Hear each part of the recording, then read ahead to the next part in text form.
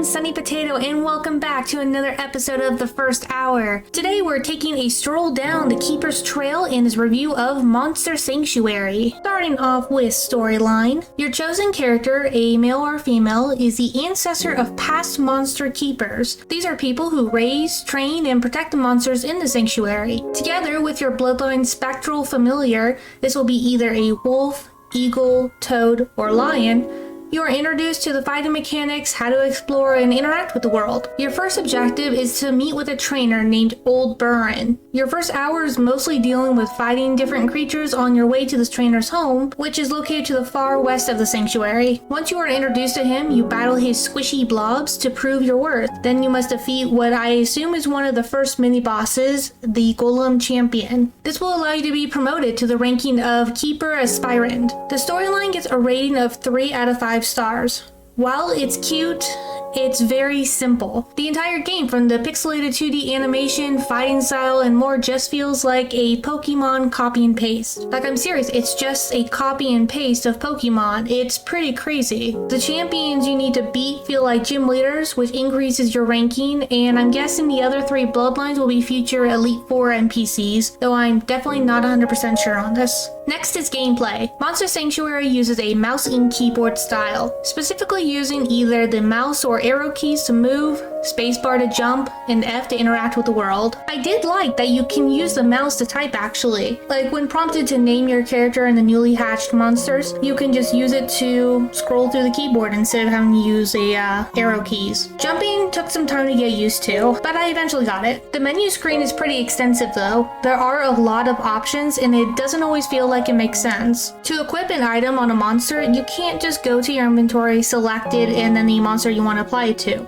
No, you need to select the monster first, then go to their inventory, then apply it. I don't know about you, but it felt kinda weird. There are numerous treasure chests scattered throughout the world, all of which have different effects that apply when you attach it to the monster. The ratio of chest opening difficulty to the items inside though don't really seem to match up at all. I spent a good while trying to get to a high one, after figuring out you can use the bird special ability to give yourself a slight boost, and the item inside was just a common one I can find on the ground. Another note, I appreciate that your monster's health regenerated after each battle.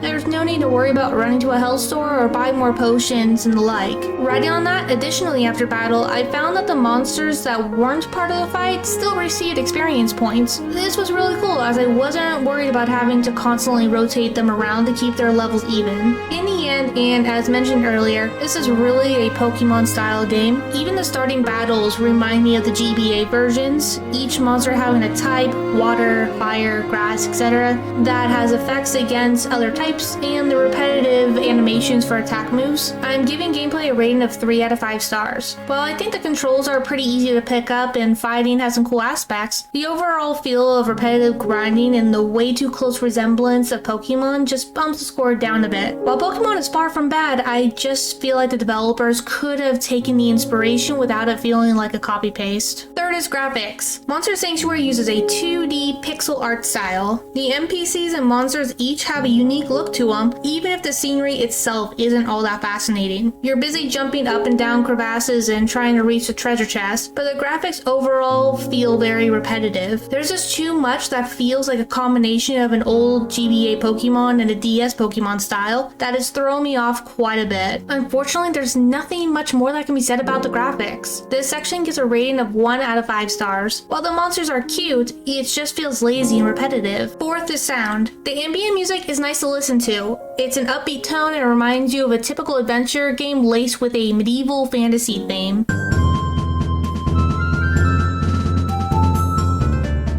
Fighting scenes have a more fast-paced tone to it, and it includes effects for each of the move types.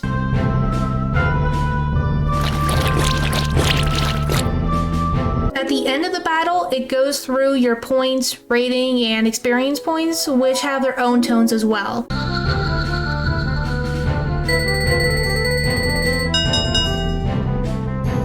There is, however, no sound effect for speaking to NPCs, just the sound of clicking to the next page of dialogue.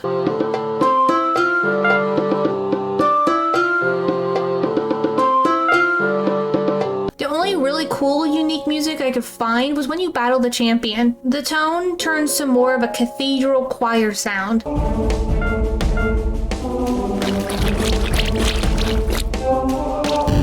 Like the graphics, there's really nothing to write home about though in the end. It's simple, repetitive, and not a whole lot to it. Sound gets a rating of 3 out of 5 stars. Simply because it doesn't feel like a direct copy and paste, it does get an extra point. Last is the replay value. So, I gave this game a pretty low overall score, but I'm actually looking forward to playing a bit more. I don't really mind the grinding games, but I'm interested to see if this game has anything further in its storyline or anything neat up its sleeve. I love Pokemon and I'm willing to give this game a shot at least for a couple hours to see if it holds water or not. Replay value gets a rating of 4 out of 5 stars. I know a lot of people simply aren't interested in grinding games, but those like me that don't mind, I think it's definitely worth a shot. Monster Sanctuary can be found on Xbox Game Pass for $20 or $16 with the membership, or on PlayStation 4, Switch, and Steam for $20 also. That's all I have for you lovely folks today. Thank you so much for stopping by. I'm still aiming for my 100 subscriber goal and would love your support and assistance with achieving this. Please let me know if you have any games you'd like me to review down in the comments. If you found this particular review helpful, I'd love a thumbs up. I hope you have a wonderful day and I'll catch you next time.